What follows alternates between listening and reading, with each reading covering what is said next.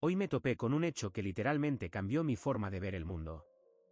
Todo comenzó porque, como de costumbre, estaba navegando por internet, intentando distraerme de los plazos de trabajo. Tenía un par de horas libres y decidí sumergirme en artículos científicos, ya sabes, ese momento en el que quieres sentirte más inteligente de lo que realmente eres. Estaba explorando un sitio sobre criaturas marinas, porque desde pequeño me ha fascinado todo lo relacionado con el océano. Y entonces, encontré un artículo sobre pulpos. Pensé, ¿qué más puedo aprender sobre estos chicos con tentáculos? Ya sabía que pueden cambiar de color para camuflarse con su entorno y que son capaces de hacer cosas increíbles, como abrir frascos. Pero, amigos, eso era solo la punta del iceberg. Resulta que los pulpos no solo cambian de color para esconderse de los depredadores o cazar. Usan sus cromatóforos, células especiales en su piel que controlan el cambio de color, para comunicarse. Sí, literalmente parpadean con diferentes colores, como si fueran un semáforo submarino, para enviarle mensajes a otros pulpos. Por ejemplo, un pulpo puede brillar en un rojo intenso para decir, oye, este es mi territorio, lárgate de aquí. O, por el contrario, usar suaves ondas verdes y azules para mostrar que está de buen humor y dispuesto a compartir su comida. Esto se llama comunicación cromatofórica de cefalópodos. Sí, busqué el término para sonar más culto. Quedé impresionado. Es como si la piel de los humanos funcionara como la pantalla de un celular, donde pudiéramos mostrar emojis o incluso frases completas. Pero eso no es todo. Decidí investigar más y me metí en otros artículos. Y ahí fue cuando empezó lo realmente interesante. Resulta que los pulpos podrían ser las criaturas más cercanas a extraterrestres que tenemos en nuestro planeta. Hay una teoría llamada panspermia que sugiere que la vida en la Tierra pudo haber llegado del espacio, como en meteoritos o cometas. Algunos científicos, aunque no todos, y esto es más una hipótesis que un hecho comprobado, creen que los pulpos podrían ser descendientes de organismos extraterrestres. Su ADN es tan diferente al de cualquier otra criatura en la Tierra que te hace pensar. Tienen 3 corazones, pueden regenerar sus tentáculos como las lagartijas regeneran sus colas, y su cerebro no solo está en su cabeza, sino también distribuido en sus tentáculos.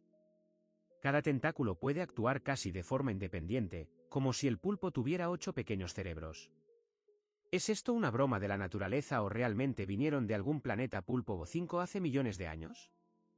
Estaba tan entusiasmado con esto que se lo conté a mi amiga, U/Starlit Penguin 7, durante la cena. Ella también es fanática de datos curiosos, así que sabía que esto le iba a encantar. Y no me equivoqué. Inmediatamente empezó a crear teorías sobre cómo los pulpos podrían conquistar el mundo si decidieran salir a la superficie. Imaginamos cómo construirían ciudades de coral. Luego decidí investigar más sobre qué otras cosas se dicen de los pulpos. Descubrí que no solo son inteligentes, sino que son verdaderos maestros del escape. Hay muchas historias de pulpos que han escapado de acuarios. Por ejemplo, hubo un pulpo famoso llamado Inky, que vivía en un acuario en Nueva Zelanda. Este pequeño genio esperó a que los empleados se fueran, salió de su tanque por una rendija diminuta, se arrastró por el suelo y escapó por un tubo de desagüe hacia el océano. Eso es nivel de película de espías. Me imaginé a Inky, ahora libre en el fondo del océano Pacífico, contándoles a otros pulpos, sí, chicos, lo logré, escapé de la cárcel humana. Otro hecho que me dejó boquiabierto, los pulpos pueden resolver rompecabezas. Los científicos han hecho experimentos donde les dan cajas con cerraduras, y los pulpos las abren para conseguir comida. Incluso pueden recordar cómo abrir diferentes tipos de cerraduras y hacerlo más rápido cada vez. No son solo animales, son como ingenieros submarinos. Empecé a pensar que mañana voy a buscar documentales sobre pulpos, porque esto ya no es simple curiosidad, es una obsesión. Ahora no puedo dejar de pensar en lo increíbles que son estas criaturas. Es como si vinieran de otro mundo, pero están aquí mismo, en la Tierra. Incluso comencé a sospechar que nos observan desde el océano y tal vez están planeando algo grande. ¿Quién sabe? Quizás en un par de millones de años construirán sus propias megalópolis submarinas, y nosotros seremos solo exhibiciones en sus museos. En fin, este hecho sobre los pulpos transformó mi día. Ahora miro al mar con un nuevo respeto. Si alguien sabe más datos fascinantes sobre estos chicos, compártanlos, estoy listo para leer todo. Hoy descubrí un hecho que me hizo olvidar todo lo demás durante unas horas y me llevó a sumergirme en una madriguera de información en Internet.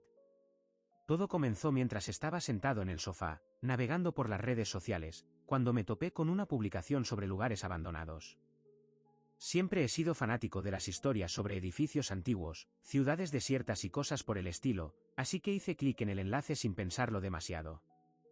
La publicación me llevó a un artículo sobre Ashima, una pequeña isla japonesa también conocida como la Isla Fantasma. Y ahí empezó mi inmersión en una historia que todavía me da escalofríos. Resulta que Ashima, o como también la llaman, Gunkanjima, que significa isla acorazado porque desde el aire parece un barco de guerra, fue en su momento uno de los lugares más densamente poblados del planeta. Es una isla diminuta, de apenas 480 metros de largo y 160 de ancho, pero en la década de 1950 vivían allí más de 5.000 personas. Para que te hagas una idea, es como si miles de personas vivieran en un solo campo de fútbol. A principios del siglo XX, descubrieron carbón en la isla, y los japoneses la convirtieron en una enorme mina.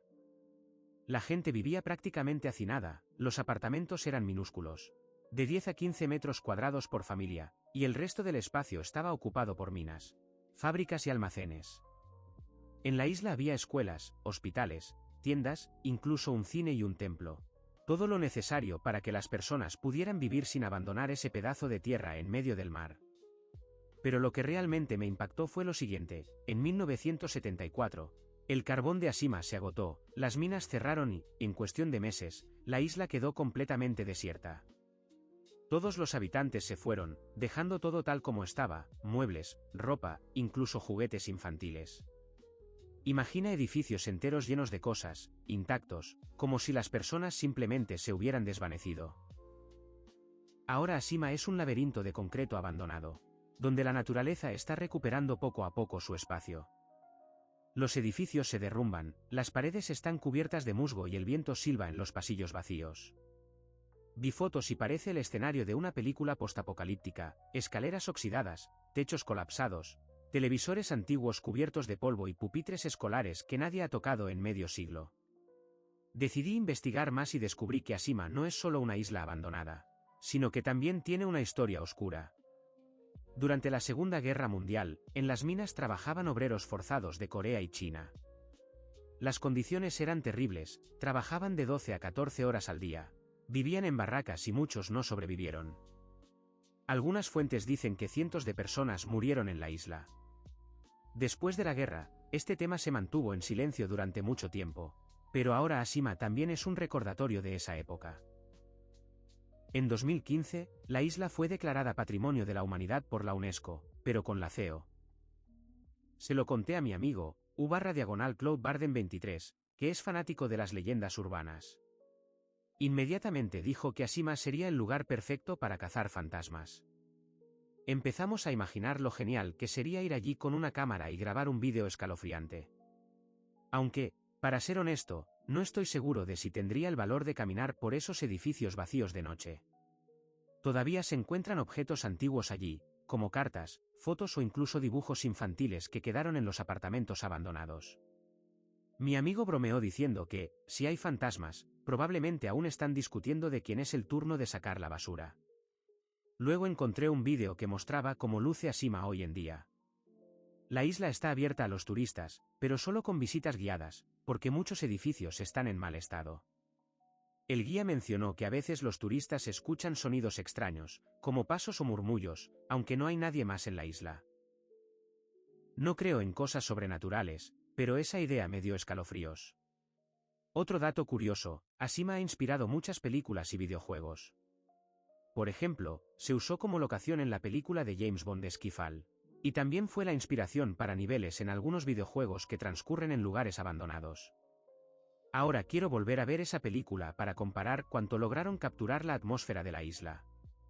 Al final, pasé todo el día leyendo sobre Ashima y viendo vídeos.